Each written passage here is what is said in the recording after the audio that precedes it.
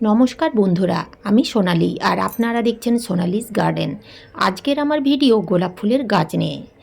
এই শীতেও গোলাপ গাছের গ্রোথ সুন্দর থাকার সত্ত্বেও যদি সেই গোলাপ ফুলের গাছ থেকে ভালো রকমের কুঁড়ি না আসে বা যদি সেই গাছ থেকে ভালো রকমের ফুল না ফুটছে, তাহলে জানুয়ারি মাসের প্রথম দিকে আপনারা সেই গোলাপ গাছের মাটিতে কী খাবার প্রয়োগ করবেন এবং কি পরিচর্যা করবেন। যে খাবার প্রয়োগ করলে বা যে পরিচর্যা করলে গোলাপ গাছে প্রচুর পরিমাণের কুঁড়ি আসবে, প্রচুর ফুল ফুটবে এবং ফুলের সাইজ যথেষ্টই বড় হবে। এছাড়াও ছোট্ট গোলাপ গাছের মাটিতে কী খাবার প্রয়োগ করতে হবে, সমস্ত কিছু জানতে গেলে আজকের ভিডিওটির সাথে থাকতে হবে। আপনারা যদি স্কিপ করে ভিডিওটা দেখেন তাহলে অনেক কিছুই অজানা থেকে যাবে, তাই ভিডিওটা স্কিপ না করে পুরোটা দেখুন। ভালো লাগলে লাইক, শেয়ার, সাবস্ক্রাইব করে পাশে থাকার অনুরোধ রইল। নমস্কার বন্ধুরা, আমি সোনালি আর আপনারা দেখছেন সোনালিস গার্ডেন। আপনারা এখানে দেখতেই পাচ্ছেন আমার এই গোলাপ গাছের গ্রোথ দেখুন কতটা সুন্দর, কিন্তু এতগুলো ডাল থাকা সত্ত্বেও মাত্র দুটো ডালে দুটো কুঁড়ি এসেছে, বাকি ডালগুলোনে কিন্তু একটাও কুঁড়ি আসেনি। তো গোলাপ গাছের প্রত্যেকটা ডালে ভালো রকমের কুঁড়ি আনার জন্য আমাদের প্রথমেই যে টিপস ফলো করতে হবে তা হলো আপনারা গোলাপ গাছের ডালগুলো ভালো করে চেক করে দেখুন সেই ডালগুলো অন্ধ ডাল অর্থাৎ ব্লাইন্ড শ্যুট হয়ে যায়নি তো। অন্ধ ডালে বা ব্লাইন্ড শ্যুটে কখনোই কুঁড়ি আসবে না। প্রথমেই জেনে নেওয়া যাক ব্লাইন্ড শ্যুট বা অন্ধ ডাল কী।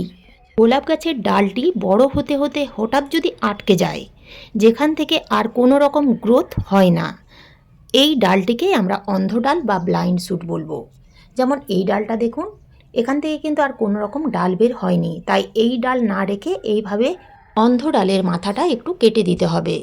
কিছুদিনের মধ্যেই দেখবেন এই কাটা ডালের সাইড দিয়ে নতুন নতুন ডাল গজাবে এবং সেই ডালে আবার নতুন কুঁড়ি আসবে। কাটা ডালে অতি অবশ্যই ফাঙ্গিসাইড লাগাতে হবে। আপনারা হলুদ গুঁড়ো জলে কাদা কাদা করে গুলেও লাগাতে পারেন, কিংবা বাজার চলতি যে কোনো ফাঙ্গিসাইড কাটা অংশে এইরকম প্রলেপ দিয়ে দেবেন। 2 নাম্বার টিপস, গোলাপ গাছ থেকে ভালো রকমের ফুল নিতে গেলে গোলাপ গাছগুলোকে আগে ঝোপালো করতে হবে। তো ঝোপালো করার জন্য আপনাদের প্রত্যেক দিন গাছে এইরকম প্লেন জল দিয়ে বিকেল 4টের পর স্প্রে করতে হবে। প্রত্যেক দিন যদি আপনারা এভাবে গোলাপ গাছে জলের স্প্রে করতে পারেন তাহলে সেই গাছে প্রচুর নতুন নতুন ডাল গজাবে। গোলাপ গাছে যত বেশি নতুন নতুন ডাল গজাবে সেই নতুন ডালে প্রচুর কুঁড়ি আসবে। কুঁড়ি এলেই সেই গাছে অনেক বেশি পরিমাণের ফুল পাওয়া যাবে। 3 নাম্বার টিপস হচ্ছে গোলাপ গাছগুলোকে ফুল সানলাইটে রাখতে হবে। গোলাপ গাছগুলো যদি ছায়াযুক্ত স্থানে রাখা হয় তাহলে সেই গাছের গ্রোথ থেমে যাবে এবং সেই গাছে কুঁড়িও আসবে না, ফুলও ফুটবে না। গোলাপ গাছগুলোকে খুব কম করে হলেও 5 থেকে 6 ঘন্টা রৌদ্রে রাখতে হবে। যদি আপনারা গোলাপ গাছগুলোকে রৌদ্রে রাখতে পারেন তাহলে সেই গাছের গ্রোথ অনেক সুন্দর হবে, ফুলের কালার সুন্দর হবে, এছাড়াও প্রচুর পরিমাণে কুঁড়ি আসবে। ছত্রাক বা ফাঙ্গাসের হাত থেকেও গাছগুলো রক্ষা পাবে। গোলাপ গাছ থেকে প্রচুর পরিমাণের কুঁড়ি আনতে গেলে বা ফুল নিতে গেলে গাছের মধ্যে শুকনো ফুলগুলো কিন্তু রাখা যাবে না। আপনারা এখানে দেখতেই পাচ্ছেন এই ছোট্ট গাছটিতে কত ফুল ফুটে আছে, বেশ কিছু কুঁড়িও আছে এবং বেশ কিছু ফুল শুকিয়ে গেছে। তো আমরা যদি সেই শুকনো ফুলগুলো রেখে দিই তাহলে কিন্তু আর কুঁড়ি আসবে না, তাই শুকনো ফুল গাছের মধ্যে না রেখে কেটে ফেলে দিতে হবে। শুকনো ফুল কেটে দেওয়ার 4 থেকে 5 দিন পরেই দেখবেন এই রকম সুন্দর ছোট ছোট নতুন নতুন কচি কচি ডাল গজাতে শুরু করবে এবং এই ডালেই আবার নতুন ফুল ফুটবে। শীতকালে গোলাপ গাছের মাটিতে বুঝে বুঝে জল দিতে হবে। গাছের মাটিতে জল থাকতে থাকতে কিন্তু জল দেবেন না, তাতে গাছে ফাঙ্গাস লেগে যাবে, পাতার মধ্যে কালো কালো ছোপ ছোপ হতে দেখা যাবে। এছাড়াও গাছের গ্রোথ থেমে যাবে এবং সেই গাছে কুঁড়ি আসা প্রায় বন্ধ হয়ে যাবে। তাই গোলাপ গাছের মাটিতে শীতকালে আপনারা চেক করে জল দিন। হাত দিয়ে এইভাবে দেখুন, যদি মাটি একেবারে শুকিয়ে গেছে তাহলেই আপনারা আবার টব ভর্তি করে জল দিন। যে সকল গোলাপ গাছে কুঁড়ি আসছে না সেই সকল গোলাপ গাছের মাটিতে আপনারা কী খাবার প্রয়োগ করবেন। তো খাবার প্রয়োগ করার আগে অবশ্যই মাটি এইরকম শুকিয়ে নিতে হবে। ভিজে মাটিতে খাবার দেওয়া যাবে না।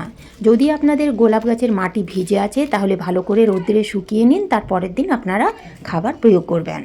প্রত্যেক মাসে 1 থেকে 2 বার মিশ্র জৈব খাবার দেওয়ার কথা বলি। যদি আপনারা সেই মিশ্র খাবার জানুয়ারি মাসের প্রথম দিকে না দিয়েছেন তাহলে এখন সেই খাবার দেওয়ার পরে আজকে আমি যে খাবার দেওয়ার কথা বলবো সেই খাবার দিতে হবে। এই লিকুইড খাবার আপনারা কিভাবে তৈরি করবেন? এই লিকুইড খাবার তৈরি করতে এমন কিছুই লাগবে না, লাগবে শুধু ফেলে দেওয়া সামান্য 2টো জিনিস। তো 1 লিটার জলে আপনারা 4 থেকে 5টা পেঁয়াজের খোসা দেবেন, কেননা পেঁয়াজের খোসার মধ্যে থাকে প্রচুর পরিমাণে পটাশিয়াম, ম্যাগনেসিয়াম, ক্যালসিয়াম এবং সালফার।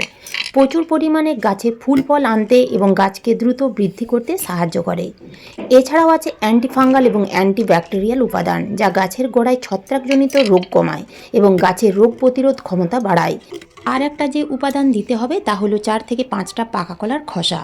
পাকা কলার খোসার মধ্যে থাকে প্রচুর পরিমাণে পটাশিয়াম, যা গাছের কুঁড়ি আনতে সাহায্য করে। এছাড়াও থাকে বিভিন্ন পুষ্টিগুণ। তো এই দুটো উপাদান 1 লিটার জলে 3 থেকে 4 দিনের জন্য ভিজিয়ে রেখে দিতে হবে। 4 দিন পরে জলের কালার ঠিক এই রকম হবে। তো এই খাবার আপনারা সরাসরি কিন্তু গাছের মাটিতে দেবেন না, 50% প্লেন জল মিশিয়ে গাছের মাটিতে দিতে হবে। তবে এই লিকুইড খাবার অবশ্যই ছেঁকে দেবেন, না ছেঁকে কখনোই দেবেন না। তো এই লিকুইড খাবার আপনারা কতদিন অন্তর প্রয়োগ করতে পারবেন? এই লিকুইড খাবার আপনারা 7 থেকে 10 দিন অন্তর গোলাপ গাছের মাটিতে দিতে পারবেন। শুধু গোলাপ গাছেই নয়, যে সকল ফুল গাছে ফুল ফুটছে না বা কুঁড়ি আসছে না, সকল প্রকার গাছেই আপনারা এই লিকুইড খাবার দিয়ে যান। তবে এই খাবার আপনারা সবসময় এই শীতকালে সকালের দিকে প্রয়োগ করবেন। প্রয়োগ করার কিছুদিনের মধ্যেই দেখবেন গোলাপ গাছের প্রত্যেকটা ডালে কুঁড়িতে ভরে যাবে।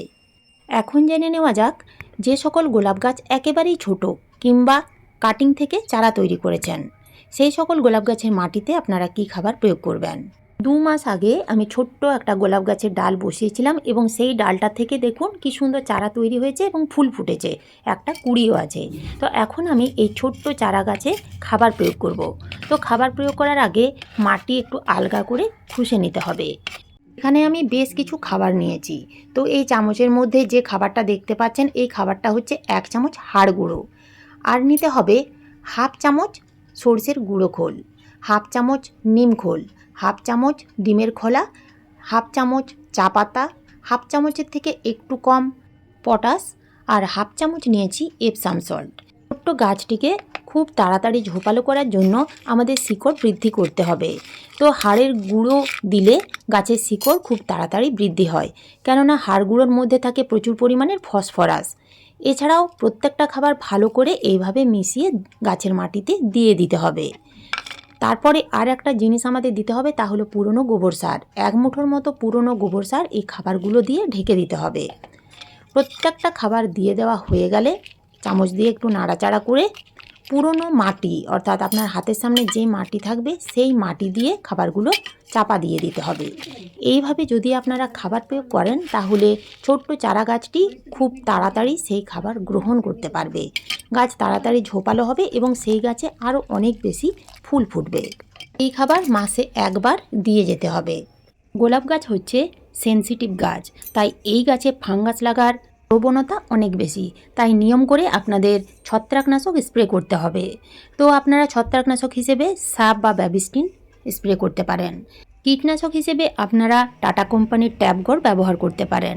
এছাড়াও যদি আপনারা বাজার চলতি কীটনাশক ব্যবহার করতে না চান, তো ঘরোয়া সামান্য কিছু উপাদান দিয়েও আপনারা জৈব কীটনাশক তৈরি করে গাছে স্প্রে করতে পারেন। সেক্ষেত্রে আপনাদের নিতে হবে 4 থেকে 5 কোয়া রসুন, আর নিতে হবে 4 থেকে 5টা ঝাল কাঁচা লঙ্কা। তার সাথে এই রকম সাইজের একটা পেঁয়াজ নিতে হবে। মিক্সিতে খুব ভালো করে পেস্ট তৈরি করে সেই লিকুইড ছেঁকে নিতে হবে এবং 1 লিটার জলে ভালো করে মিশিয়ে পুরো গাছে স্প্রে করতে হবে। প্রত্যেক সপ্তাহে 1 দিন করলেই যথেষ্ট। তো বন্ধুরা, জানুয়ারি মাসের প্রথম দিকে আপনারা এইভাবে গোলাপ গাছের পরিচর্যা করুন এবং এই খাবারগুলো প্রয়োগ করুন, দেখবেন গোলাপ গাছে ভরে কুঁড়িয়ে আসবে। তো এই ছিল আজকের আমার এই ভিডিওটা ভালো লাগলে লাইক, শেয়ার, সাবস্ক্রাইব করে পাশে থাকার অনুরোধ রইল। ধন্যবাদ।